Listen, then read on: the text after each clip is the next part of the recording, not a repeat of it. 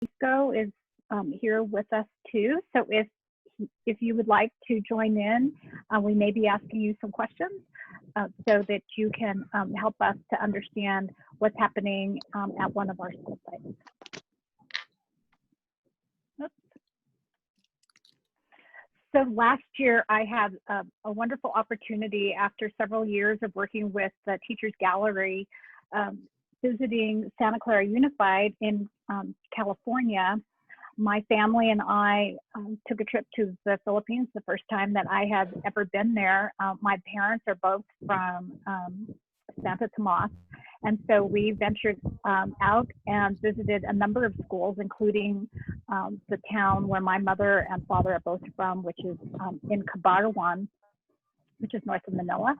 We also visited schools in Metro Manila, in Taguig at RP Cruz Elementary, and you can see the pictures here as well as on the bottom. It was a lovely visit. And then this is Sir Ray going down one of his hallways at which is in Tondo.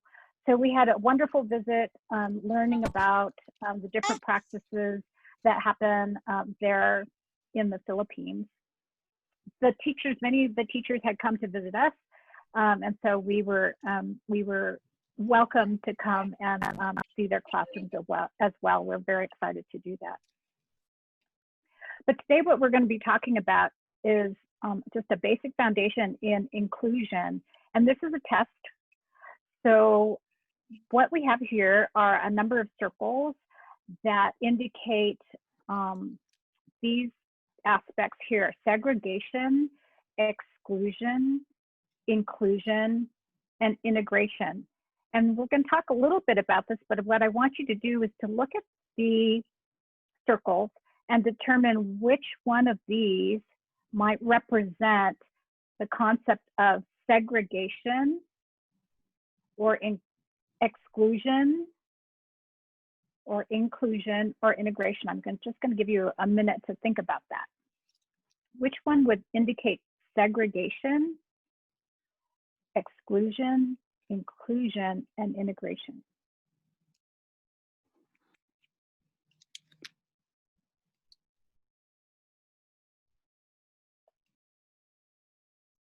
I think Miss Rose, they're on mute, so they can't answer. So, oh, I'm on mute. Sorry, them. Good morning, ma'am. Hi, ma'am Amola. I'm Apola po from Hi, SM. ma'am Apola. Hello. Inclusion is there's a circle inside the colored circle, the colored dots. Which one? Here. The third one. Oh, I should say, yeah. You believe this one is inclusion? Yes. Then okay. the integration is there's a color that's inside the included here. Okay. Yeah. Thank you, Ma'am Apola. I'm Apola. Okay, so we're going to go forward. Oops. And we're going to look to see if you guessed correctly on the test. So this actually is a diagram that's used widely across many nations and describes exclusion, segregation, integration, and inclusion. And many people do confuse integration and inclusion. So let's go across the top here. So exclusion occurs when students are directly or indirectly prevented from or denied access to education. So in the previous slide, there were a number of circles on the outside and no one gets to come in. So we're excluding them from coming into a classroom or a social situation. Segregation is where we have the group now, instead of just not allowing them to come in, but it's when education of students with disabilities is provided in a separate environment. And that happens in the United States as well. We have separate classrooms for students. in a separate environment, but that would not be inclusion, but it is segregation. So we're placing them outside in another environment. Then integration is when we have a group, that same little group over here, that we invite into our classroom, but we have them at a separate location within the classroom. So integration is a process of placing persons with disabilities or are struggling learners in existing mainstream educational institutions, as long as the former can adjust to the standard requirements of the class. So they're still separated. But true inclusion involves a process of systemic reform. And you can read this on your own, but it embodies changes and modifications in content. It involves changes in teaching methods. It involves different approaches and structures and looking at strengths in education to overcome barriers. So what happens here is students are included. They are invited to participate with the group to the best of their ability. In special education, we have a number of students who are outside of the general education classroom, and for many good reasons, because they need specific kinds of instruction. They might become integrated and participate, but inclusion truly means participating along with the peers and creating an environment for them so that they can be successful. So what does inclusion mean for instruction in the Philippines? And what I did was look through the policy guidelines on the K-12 basic education program. That's a very extensive document that you have in the Philippines, and very well written, and has some very specific language for everything, quite a hefty document. But in it is line 16 or item 16, and it specifically talks about inclusive education in the Philippines, which is really a wonderful thing, and states that inclusive education is the core principle of the K-12 basic education program. Inclusion promotes the right of every Filipino to quality, equitable, content-based, I can't see that last word because of all of our screens, and complete basic education. Through inclusive education, all Filipinos realize their full potential and contribute meaningfully to building the nation, and an inclusive educational policy framework is discussed in Annex 5. Now, I don't know what that is, although it continues to talk a little bit about it, but I think it is about quality and equity of education for all students. So that's what inclusion means, and that you have a policy specifically to support it. So what are your personal beliefs about supporting all learners? I want you to think about where you are in your own mindset about students and all students coming into your classroom, regardless of where they are. So there are many people who might believe they cannot support struggling students in their classrooms. This would be because they feel that they may not have the skills to support students within their classrooms, or that their content is so advanced that struggling students may not be appropriate for the program. Students who are not successful attend support classes or other specialized programs, and that's true for special education if you have a separate class. So again, students may not stay within your class, but they are supported elsewhere. And that may be a belief that you have about where students get their assistance. Students must learn the curriculum presented at grade level. There are many, many teachers, even in the United States, across the world, who believe that the content that they're presenting at grade level must be achieved by all students, and that may be a belief that you have. My school teaches all successful learners. My school tries to reach all learners. That's a little bit different than the one just previously discussed. My school is an inclusive school. You really have to think, is my school an inclusive school? We invite everyone to participate. We provide learning to anyone who comes to our door. We figure out a way to educate our learners. And the last one is your belief, your personal belief that you are an inclusive educator. And many of you may have gone through a lot of study on this, but where we hope that we open doors through these webinars is that you will become an inclusive educator.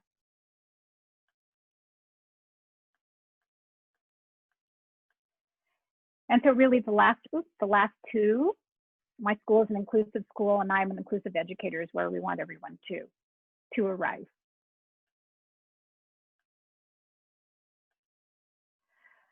So how do we get there?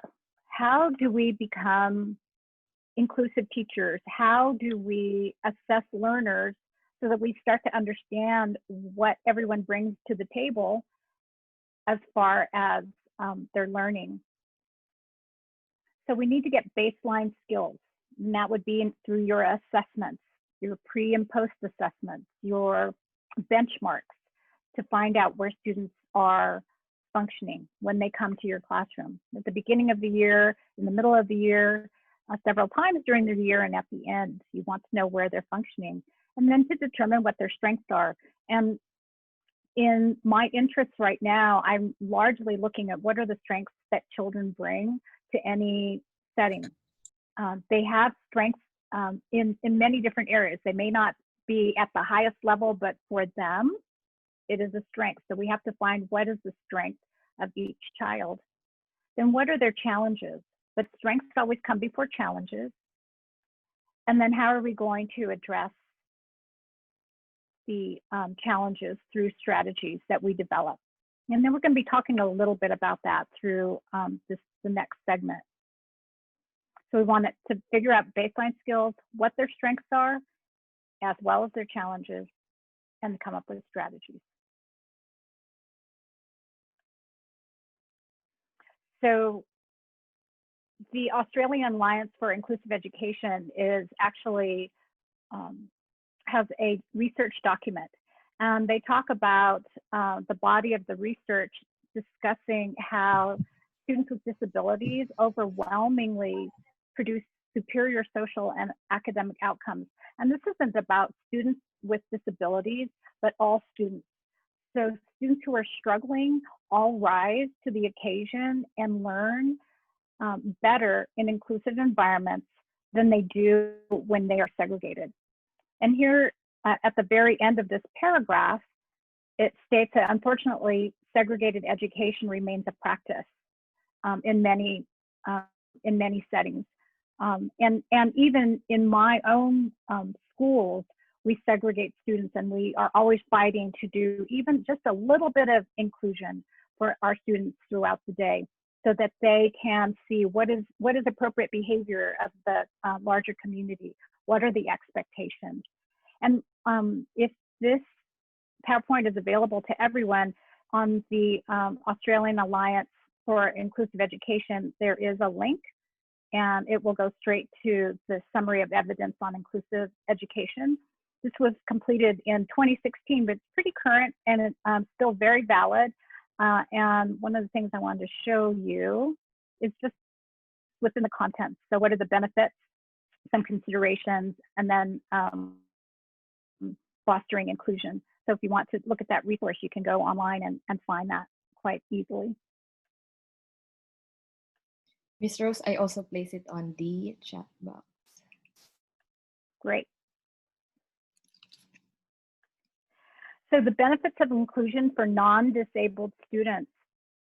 So non-disabled students is any student that comes to your classroom. They're in your general, what we call in the United States, a general education population. They are not identified with a disability, but what are the benefits of inclusion for kids? So recent reviews suggest neutral to positive benefits on academic learning. So right now, the reviews and the research would suggest to us that there are no negative effects to inclusion for students who are in the general population. And that inclusion supports social and emotional development. So for students within our general population, including struggling learners, including students with disabilities, actually increases their ability to understand diversity, as well as not just diversity, maybe ethnic diversity, but also learning about students who have different learning styles and challenges. So the benefits of inclusion for students with disabilities is that included students outperform segregated students. So we just talked about that. They are less likely to receive disciplinary referrals because they can see what appropriate behavior is. They're more likely to belong to a school group. So students, their non-disabled peers are inviting them in, and they're more socially appropriate, and they belong to other groups. As well as they're more likely to have competitive employment and live more independently as they become adults. I don't know if Sir JR is on the line. I don't know if he wants to talk about anything regarding benefits of non-disabled or disabled students within the schools. Sir JR Bisco, sir, if you're here, please hop in and feel free to share. I'm just listening, Teacher Mai. Just go Hi, on. Sir JR. Hi, JR. Hello, Miss Rose. I'm listening. Thank you. Later, maybe. Okay. So I'm just going to move a little bit because I'm running out of battery here. So I'm going to excuse myself for a second. Hi, everyone. So I'll just take this opportunity to thank everyone for attending here with us today. So while Ms. Rose is still charging her laptop, if you're keen or you're interested on more inclusive education topics, please follow our Facebook page, www.facebook.com/ttgphil, or just search the Teachers Gallery. We'll be having more topics on inclusion for this month. So we still hope to see you in our future topics and webinar series. Thank you. All right, I think I'm charging now. So I wanted to also share with you another piece of educational research. And this particular piece of research talked about the effect of having students with disabilities in general education classes. And there are people who would believe that students with disabilities, even significant disabilities, should not be included in general education classes. But what the majority of the research is saying is that there are literally no negative effects to either disabled or non-disabled students. That possibly behavior might be a negative effect. However, with good behavior plans and not putting too many behavioral issues within one classroom, there is not the same effect. So it is surprisingly very strong in terms of including all students within our classes. So I want to talk a little bit more now about learner variability, and one size does not fit all. So you're going to hear me talking a little bit, or actually a lot, about cast.org. If you go online and just type in cast.org, you'll find a wealth of information about learner variability and universal design for learning, which we'll be talking about in just a minute. Here I would just want to emphasize that Dr. Todd Rose, who essentially leads cast.org, has these beliefs and shares these with everyone who comes to the website. So all learners learn differently and demonstrate their mastery in different ways. We need environments that support learners of all ranges in our classrooms.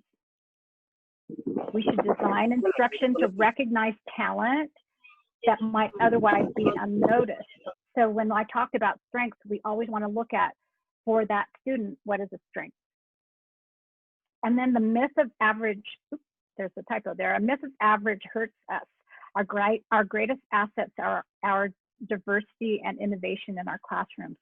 So cast.org and the concept of universal design for learning really talks about this myth of average, and that we all have variability in our learning.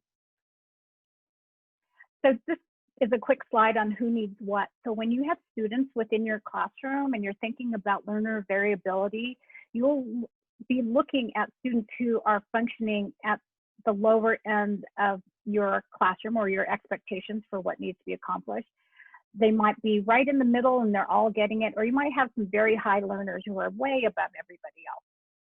But we usually classify them in this manner. However, what we would like to talk about in terms of inclusion and universal design for learning is that we need to think about, maybe students learn visually better, auditorily better, or maybe they are hands-on learners. So we need to make sure that we are aware of their strengths before we decide, there are challenges. And so to address the challenges, we want to work on their strengths. And so when you reflect on your students, you might want to start thinking about your own self and what type of a learner are you. So in this graphic, it essentially is just showing there might be a learner who actually listens or is better auditorily and hearing information. Others are better visually.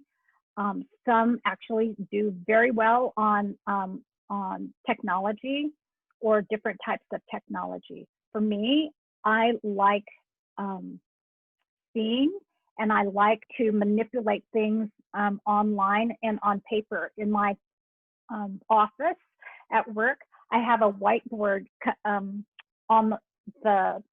one wall, and across the entire wall is just all kinds of scribble of notes and ideas that I have, and I just throw them up there and I just think about it, and it makes sense to me. When people come into my office and they talk to me about an idea that they have, I can't just only hear it. I want to put it up on the wall and look at it and absorb it and process it. So for me, that's the kind of learner that I am. And I think that by recognizing the type of learner you are and your preference in your learning, you'll become more sympathetic and compassionate about the learning of your students.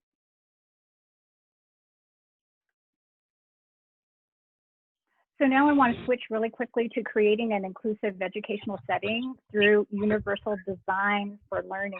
So UDL is a way of thinking about teaching and learning that helps students, all students, and gives them an equal opportunity to succeed.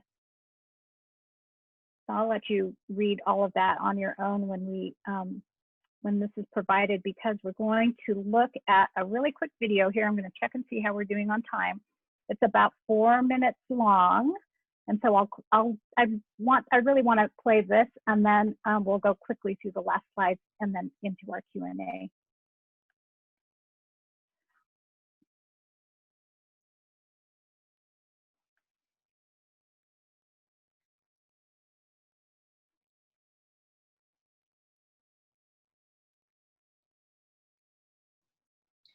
Miss Rose, I think we're missing the audio. So if you can just stick the computer on audio before playing it. I'm sorry, can you say that again? We can't hear the audio. Oh, I think, Miss Rose, you have to stop screen sharing, then do it again, and make sure you tick the share computer audio option. Thank you. okay. So I'm going to stop the share.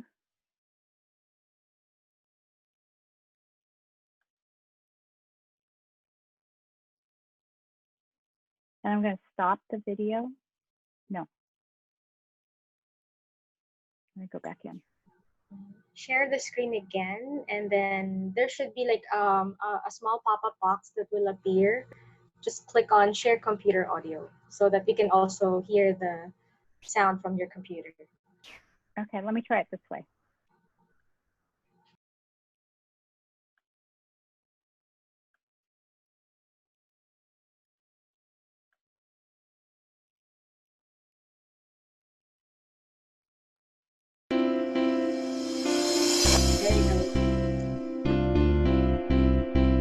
This teacher needs to meet a curriculum goal, and she's got a very diverse group of students.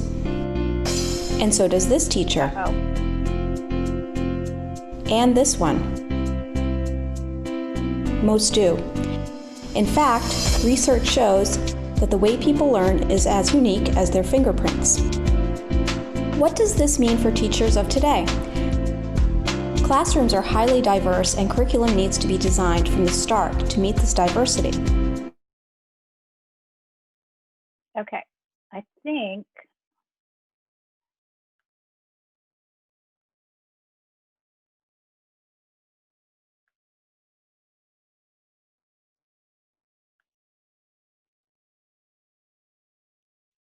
are you still hearing it? Yes, Miss Rose. Okay. Oh, now the audio stopped. Okay. Earlier it was working good. Okay. You know what I'm going to do? I'm going to stop sharing that right now because I don't want to lose everybody. Probably I'm you go can back just out. share the link for that video so that Okay. we can just view it later. Okay. Thank you. I'm going to go back out.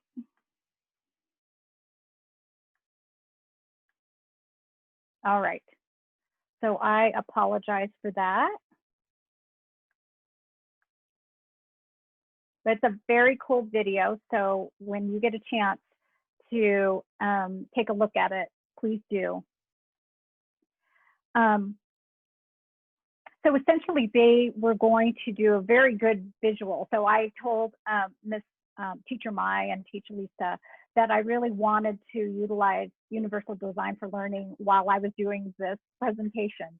So I wanted to be able to demonstrate just through technology a different way that you could be absorbing information and learning from it as well.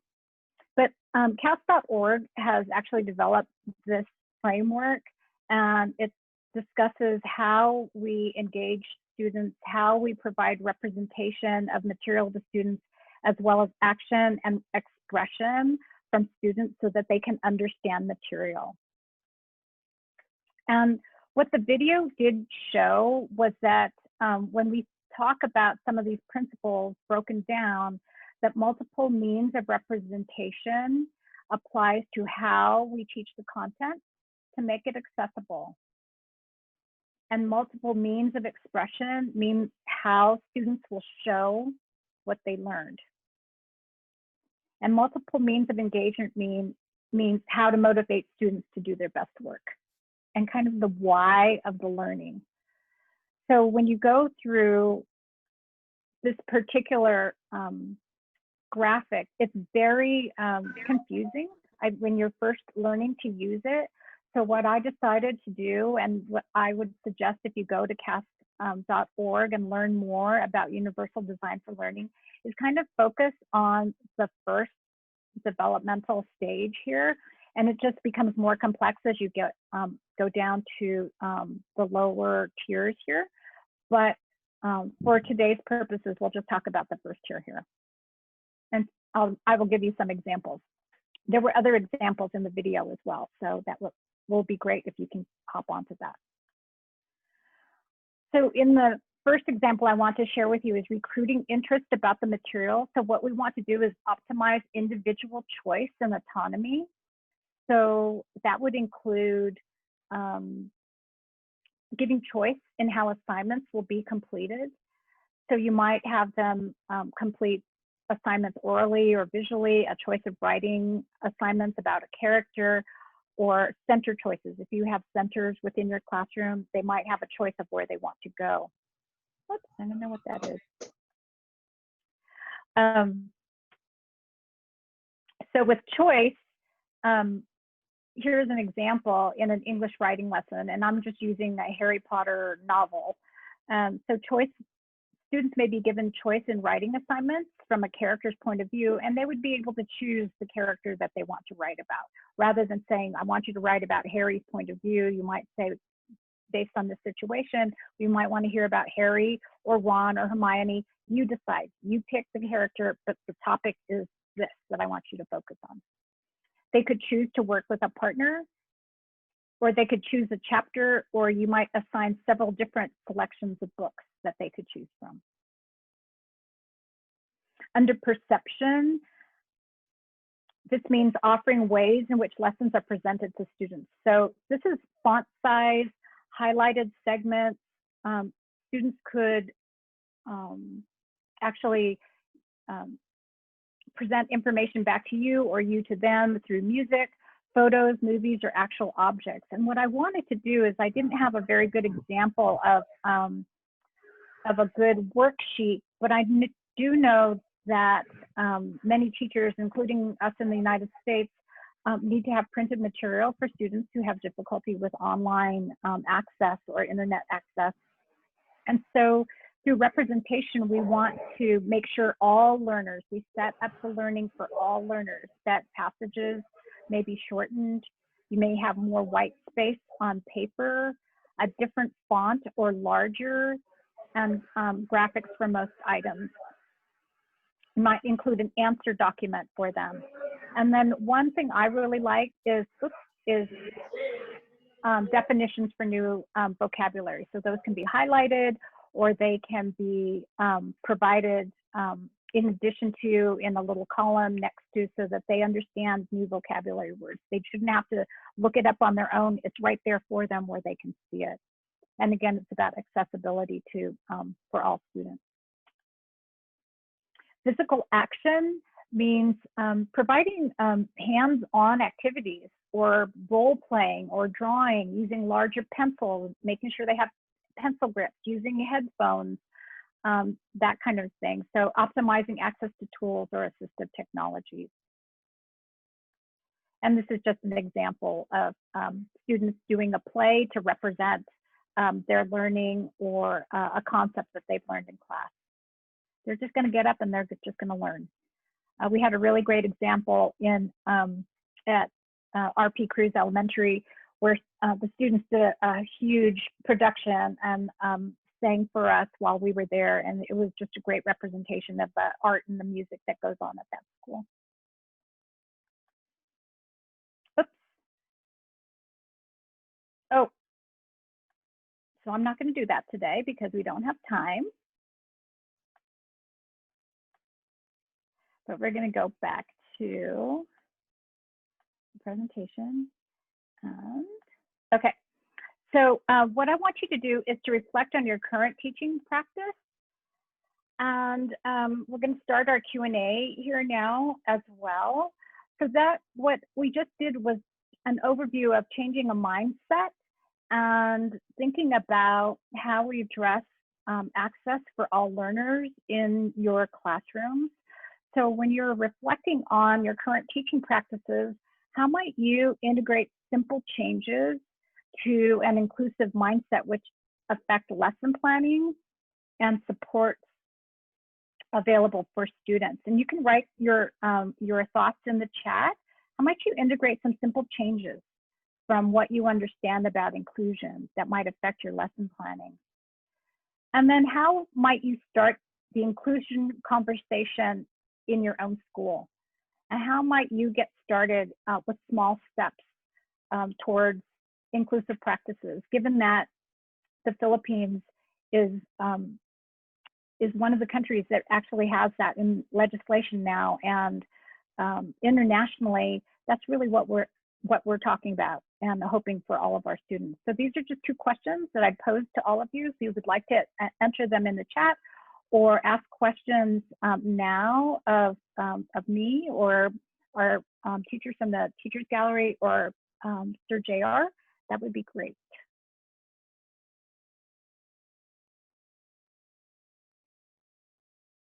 So I'm going to stop my share. Do you want to take over Mai or Lisa? Sure, I'll take it from here, Ms. Rose. So I just want to share my screen. You want me to stop share? Yes, please. Thank you. Okay, there you go. All right. So thank you so much, Ms. Rose, for that very insightful and informative session. So, dear co-educators, we're inviting you to ask questions while we still have our learning specialist this morning.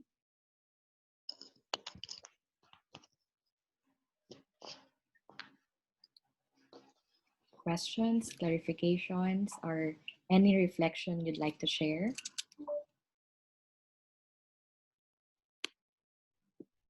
Sige, may prize po ang magtatanong. Joke lang. You guys are too quiet. You want more?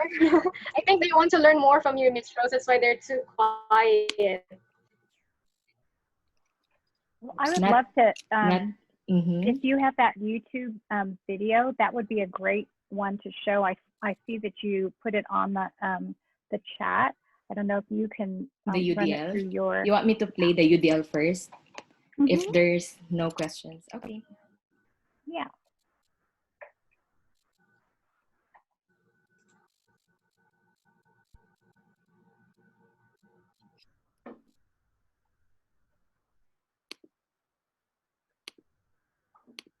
Can you hear it?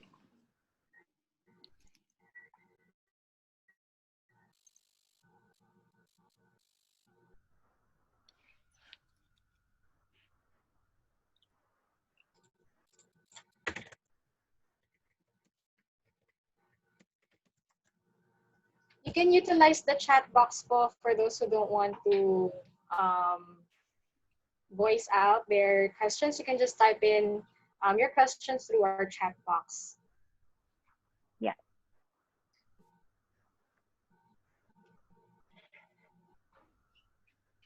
Later, we will have a raffle. So that's what's different about the Teachers Gallery. We also add fun to our activities. So we're not just learning and learning. We want to make learning fun. So yeah, just stay tuned for the raffle later. Okay, Miss Rose, we have one question from from teacher Russell Formoso. How can we create a culturally inclusive environment? Yeah. A culturally inclusive environment. I have so many thoughts in my head about how to create a culturally inclusive environment because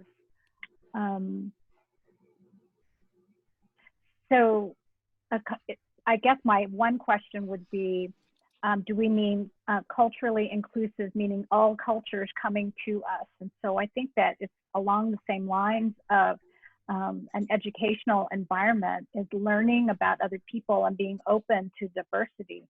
So if we aren't open to the differences between individuals, we can't go the next step. In the United States, we've been in the news about what our biases may be towards people who are not like us or who are different from myself or are different from other people.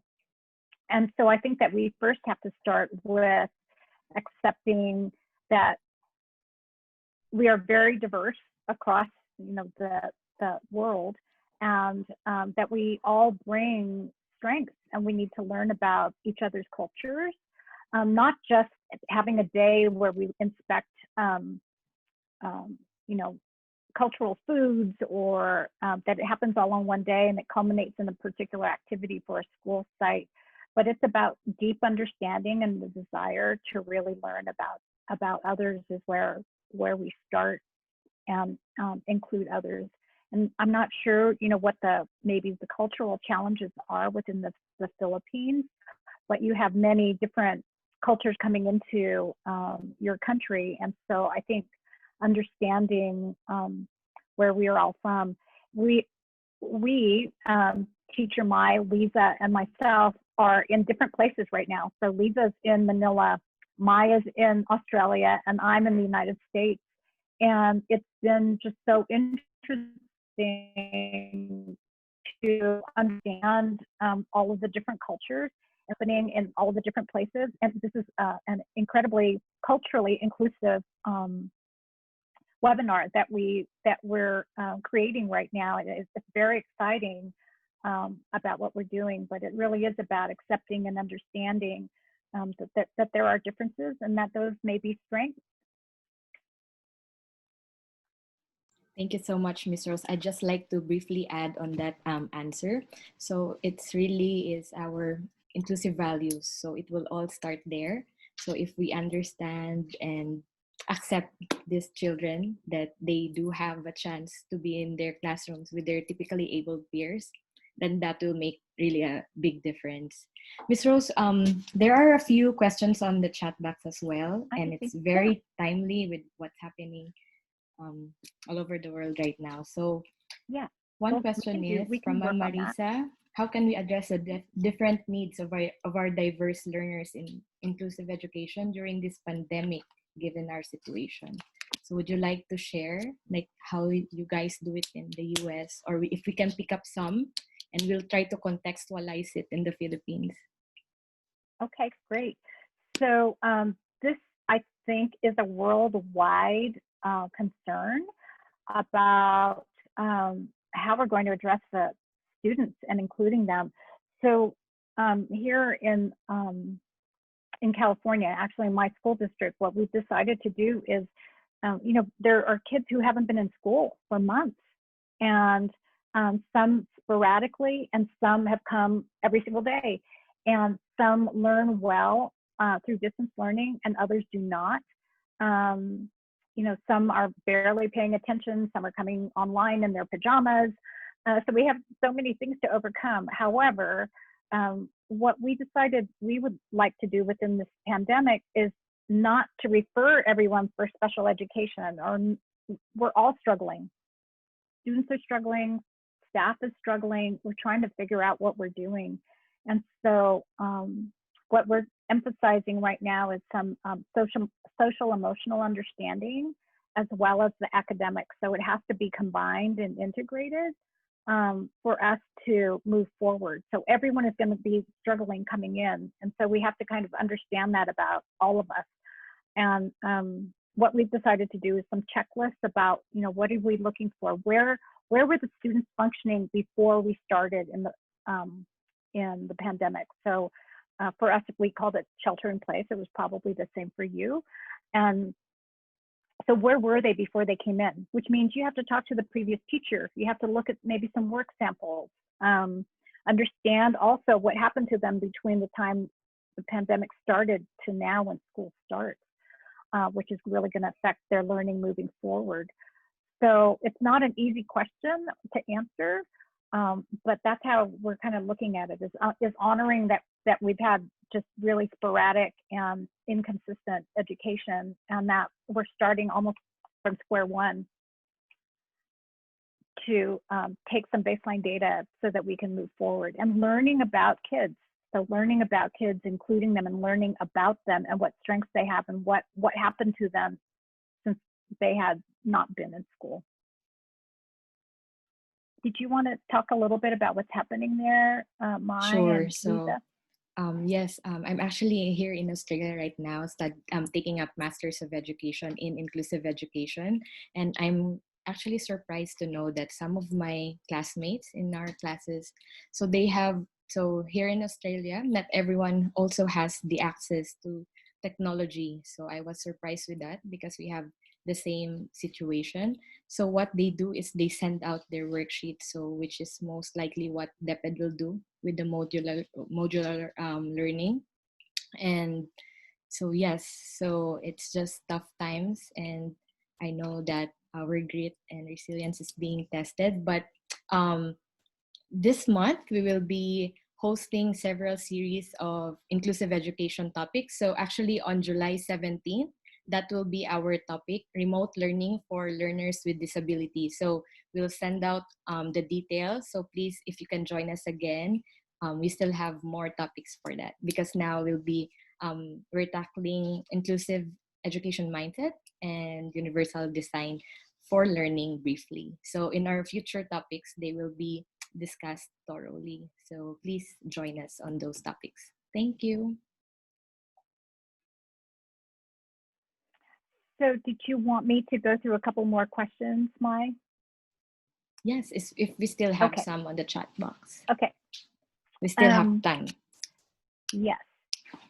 So one of the next questions from Joseph Alar: having the present new normal kind of educational system, how can we maximize inclusive learning environments that no face-to-face classes will be allowed? And Teacher Mai was talking about the modules And in one of the slides regarding representation, so to maximize what you could do within an inclusive environment is that not all students are going to be able to access a worksheet in the same way. So before you send something home, either recreating a new sheet or creating one for all students, which minimizes minimizes the amount of reading, or includes highlights on the page, includes vocabulary for words that may not be known, fonts. I mean, those kinds of things where you either highlight or make words or captions bigger so that students can find their way around pages. So you have to think about, here are all my students, 30 or 40 students, and I need to address the needs of all of them. I'm not going to be able to see all of them. I've got to create this page, and I want it to be inclusive. So, so being able to provide that for them in a different kind of accessible way will be helpful. There's also another question about being in areas that are not easily accessible. How do you integrate inclusion in a depressed area? So I said in the beginning of this presentation that my family, my mother and my father, are from La Union, and so from Cabarwan. And in that area, it's very remote. We barely could find it, but we did. And we had a wonderful visit with the school, which was in full functioning form. Kids were in uniforms. It was a really wonderful place, but very depressed. And how do you include? And I think that the only thing you can do is include. That's the only thing that you have available to you. So you always have to remember the variety, that your learners are not the same. And I think that you know this better than I do in a depressed area. Here in California, we have areas that are very remote and very rural, and they are one-room schoolhouses, K through 8 or K through high school, and they only have 12 kids in them. And the kids are living out in the country, in Central California, believe it or not. But we have a number of those that are very remote. And so how are we inclusive? We include them all, and we look at what the strengths are of all of our learners. In those environments, you actually are forced to do it, forced to include. And we need to accept children where they are. There was one comment that I had earlier in the presentation about there are some individuals who their personal belief and their philosophy is, I teach my content, and if you don't get it, then I guess you're going to get a failing grade, or you're not going to do well in my class. You're going to have to keep up with me. It's not about the adults, it's about the kids. So it's a different mindset about accepting people where they are. So it's kind of like the cultural inclusion. We accept people for the diversity that they bring, and the special gifts that they have, and we have to find them. We have to find them and capitalize on them. So I'll try to. I love this topic, so I am very passionate about it, and I can talk on and on and on. Sure, I think we can still accommodate one question. Okay. Well, here's an interesting one. I would like to ask, what are the factors contributing to parent-school conflict in inclusive education?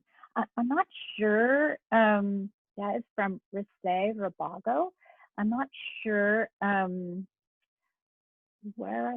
what the parent-school conflict, would that be that there is an expectation in school, or that there's an expectation by parents about school and inclusion. And I know that we have, we visited a private school, and there is a stigma to students who may have, who have struggles or disabilities. And I think that that's still true. That's true in the United States, it's true everywhere, and that's why inclusion is so important. because we want to be able to accept and provide access to students wherever they are in their learning. And so sometimes a conflict would be that I don't want those, students in my students' classroom. My students function very high, but again, you'll see the research will show you that students who are even functioning within a high level, there is neutral or positive gain in their academics by having an inclusive classroom. They may be helpers to students who are struggling. They act as role models. They become more sensitive to students with disabilities and who are different from them. So I hope that answered that question. And then let me just see if there's anything else. What are some of the steps towards achieving inclusive education? So many of those steps were some of the things that we talked about earlier, small steps. So what are the conversations that you will have in your school if you're interested in talking about inclusion? Is your administrator interested in inclusion? I know at RP Cruise, Sir JR is working very hard on this whole concept of having, students who may not be able to access school readily in Metro Manila, able to come onto campus. And so other students are desensitized. So it's just small steps that if you have a passion for it, that you take small steps in talking about it and bringing it to the forefront in your school. And then Okay, yes, I think we don't have any time as well because Miss Miss Rose, so moving forward in all our webinars, we're planning to have this special part, our raffle time. Okay, so before we proceed, raffle. Yeah, thank you so much, Miss Rose, for your time and for sharing your expertise. So this is what we envision with the Teachers Gallery, where a community of practice where we support educators in building inclusive communities, not just for our children with disability, but for all learners. So thank you for being part of our first session. And so next, so we can have our raffle time. So before that, may I request everyone, so lahat po, if you can follow us on our social media accounts. So, and then we can randomly select 3 teachers to win 500 worth of Sodexo. So Teacher Lisa, if you can share what Sodexo prize would entail, or the perks of winning this Sodexo card. Sorry, is Lisa here? Teacher Lisa. So since here, can you hear me, guys? Yes. Hello? Mm-hmm. Okay. So yeah, actually this Sodexo is a mobile pass thing. So it's a virtual check voucher that you can use for purchases. So I know that in this new normal we tend to order things online, right? So this is a good token of appreciation for you guys. So I hope that you stay tuned for the raffle. Okay, thank you so much, Teacher Lisa. So we will be raffling randomly 3 winners of our Sodexo prize. And then for all those who registered, I already have your email addresses. So where is the Wheel of Fortune? Okay, can you see this? Can you see, Teacher Lisa? No. Not yet. Okay, so I wrote down all of your email addresses here. So if you signed up, congratulations. So we will just register as early as you can and stay until the end of the workshop. Okay, first winner.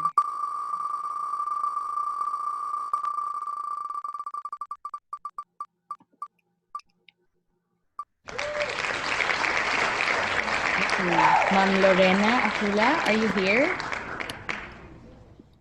Nandito po si Ma'am Lorena. Ma'am Lorena.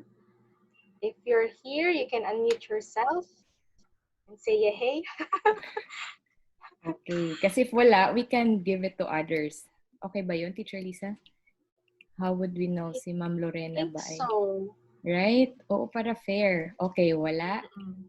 Sa chat box, kung pwedeng Let's count at least. Count to to 5. 5. Yeah, because we don't have Kasi there's a time. delay in the internet, you know, Yeah. in the Philippines. We're nationwide, so it's not just in Metro Manila. We also Okay. have participants all over the Philippines, so let's give them time to react. Sige. On the count of 5, 4, Ma'am 3, Lorena, Akula. 2, 1. Okay, more chances of winning. Tama, Teacher Lisa? Yes, Okay. let's proceed to the next lucky winner.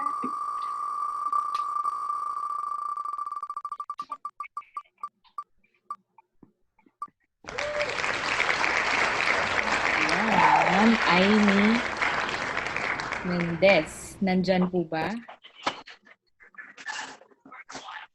Parang wala yung mga nag-register. Opo, ma'am, nandito po. Oh, Ma'am Ayan! Aimee. Okay, thank you so much.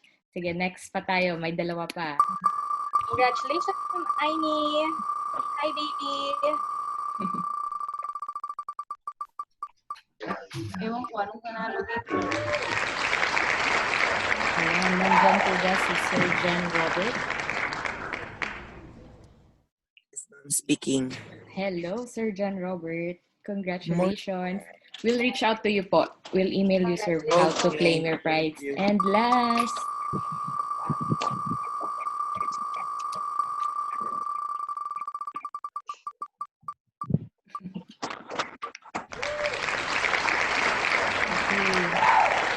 Erika Grace Jimenez. Nandito po ba kayo, ma'am? Erika, Dito po. Okay, thank you so much. Congratulations po. Alright, so let me just stop this. Okay. Right, so para tayong si Willie. Pero hindi thank you, Shopee. Thank you, TTG. Ayan. So, we're looking forward to see you all again next week. Next week. Yes, we have July 17 and July 15. So, Teacher Mike, can you please show the next sessions? And we will try our best po to stream it live on our Facebook page. Yes. So here are the upcoming topics. So July 15, 11 a.m. Meron po tayong July 17th, that's Friday.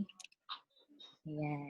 Yeah, your questions related to the new normal will be addressed on those sessions.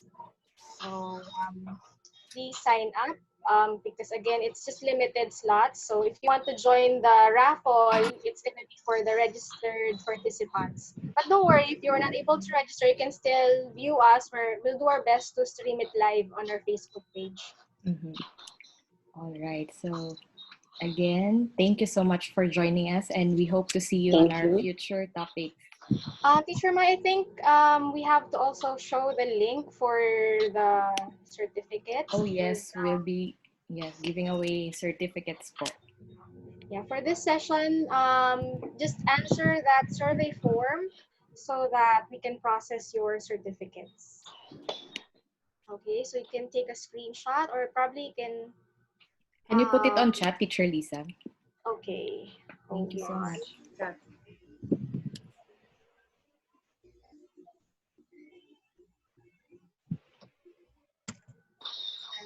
Click here.